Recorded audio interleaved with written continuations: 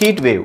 இந்த heat wave அப்படின்னு சொல்லும் போதே வெக்க காத்தா அடிக்குதுப்பா, இல்ல ரொம்ப வெக்கையா இருக்கு அப்படிங்கிறதெல்லாம் இந்தியாவில் இல்லாட்டி தமிழ்நாட்டிலலாம் நம்ம ஓகே நமக்கு கேட்கறதா என்னைக்குமே. பட் யூகே மாதிரியான யூரோப் நாடுகள்கிட்ட என்னப்பா இப்படி ஹீட் வேவா இருக்கு அப்படின்னு சொன்னா அவங்கெல்லாம் பயப்படுவாங்க. யூகேல இதுவரையிலும் இல்லாத அளவுக்கு ஜூன் மாதத்துக்கான வெப்பநிலை அப்படிங்கிறத பதிவு பண்ணியிருக்காங்க. கிட்டத்தட்ட 36.4 டிகிரி செல்சியஸ். யூரோப் முழுவதுமாகவே இந்த ஹீட் வேவ் காரணமாக கிட்டத்தட்ட 3000க்கும் அதிகமான நபர்கள் உயிரிழந்திருக்கிறார்கள் அப்படிங்கிற ஒரு தகவல் வெளியாகுது. 2026 இப்படின்னா 2040-50 அப்படின்னு சொல்லும்போது 10,000-15,000க்கும் அதிகமான நபர்கள் யூரோப்ல இந்த ஹீட் வேவ்ல மட்டுமே இறந்து போறதுக்கான வாய்ப்புகளும், அதுக்கு அடுத்த சில வருடங்கள்ல 1,00,000 நபர்கள் இறந்து போறதுக்கான வாய்ப்புகளும் இருக்கு அப்படின்னு சொல்றாங்க. இன்னும் ஒரு 40-50 வருஷத்துல இந்த ஹீட் வேவ் காரணமாக உயிரிழப்புகள் ஏராளம் பதிவு செய்யப்படும் அப்படிங்கிற ஒரு தகவல் வெளியாகி இருக்கிறது.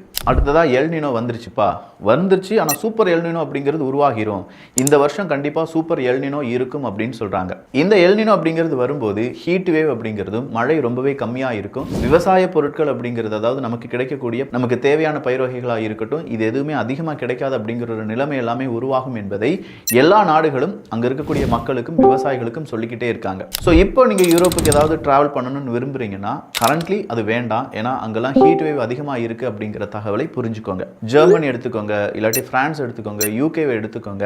அங்கெல்லாமே மனிதர்கள் கூட்டம் கூட்டமா வெளியேறி கொண்டிருக்கிறார்கள். ஏதாவது ஒரு லேக் இருக்கு, சின்னதா ஒரு கடற்கரையோரமா இருக்கு, அந்த பக்கமா ஏதாவது நல்ல ஒரு ஸ்விம்மிங் பூல்லாம் இருக்குன்னா அங்கேயே போய் மனிதர்கள் இருந்துடுறாங்க அப்படிங்கிற தகவல் வெளியாகுது.